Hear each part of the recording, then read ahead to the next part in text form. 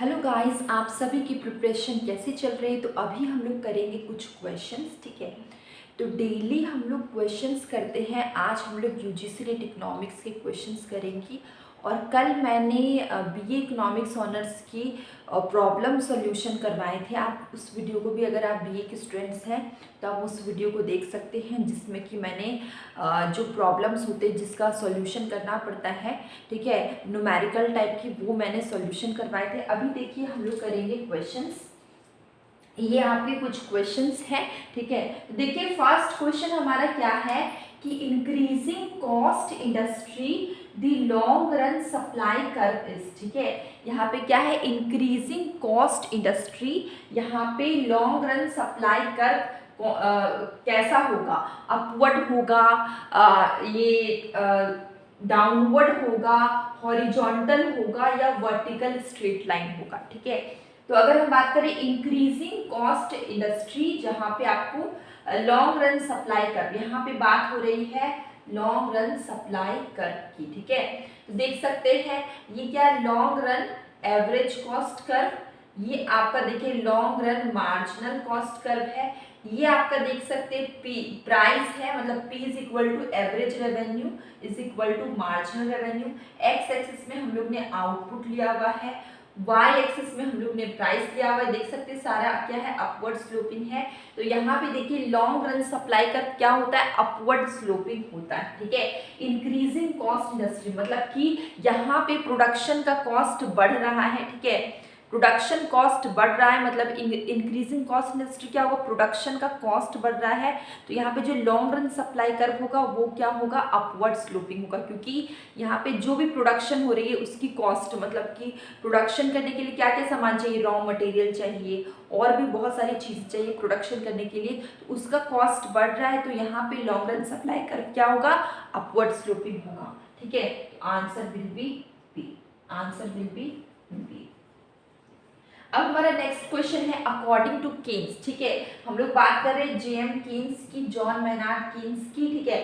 Determination of income and employment depends upon, ठीक है। तो जॉन मैनार्ड केन्स ने इफेक्टिव डिमांड दिया था, जिसमें कि determination of income and employment बताया हुआ था।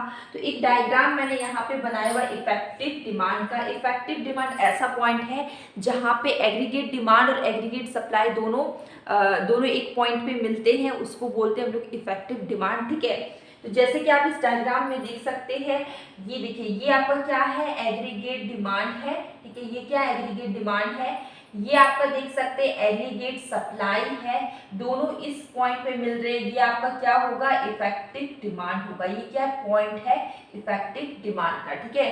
तो यहाँ पे क्या बोला गया है, इनकम और employment depends upon effective demand. सही बात है, इनकम और एम्प्लॉयमेंट, केन्स के अकॉर्डिंग इनकम और एम्प्लॉयमेंट डिपेंड किस पे करते हैं, इफेक्टिव डिमांड पे, ठीक है। तो answer will be effective demand. आपको समझ में आ गया इफेक्टिव डिमांड किसे बोलते हैं, जिस पॉइंट पे देखिए यहाँ पे देख सकते हैं एग्रीगेट डिमांड, ये आपका डिमांड, ठीक है, और एग्रीगेट सप्लाई का ये कर्व है, ठीक है। जिस पॉइंट पे मिलेंगे इस पॉइंट को हम लोग बोलेंगे इफेक्टिव डिमांड, ठीक है। ये हो गया आपका। हम लोग नेक्स्ट क्वेश्चन आते हैं, इसका आंसर आपका बी है। अब क्वेश्चन है इंट्रिंसिक वैल्यू ऑफ मनी, ठीक है। मनी चैप्टर हम लोग ने पढ़ा हुआ है, ठीक है। मनी कैसे इंट्रोड्यूस हुआ, मनी की पूरी स्टोरी पढ़ी हुई है, फंक्शन ऑफ मनी पढ़ा हुआ है, बहुत इंपॉर्टेंट है, आप सर्च करिएगा आपको मिल जाएगा। तो money, intrinsic value of money और फेस वैल्यू, ठीक है, दोनों are equal in case of, ठीक है। इंट्रिंसिक वैल्यू ऑफ मनी और फेस वैल्यू, ठीक है, दोनों इक्वल है। इसका मतलब ये किस तरह की मनी है, token money, fiat money, quasi money या फुल बॉडी मनी, ठीक है। तो अगर इंट्रिंसिक वैल्यू ऑफ मनी और फेस वैल्यू दोनों इक्वल है, इसका मतलब ये है full body money. Answer will B D, full body money, ठीक है। अब लोग नेक्स्ट क्वेश्चन में आते हैं।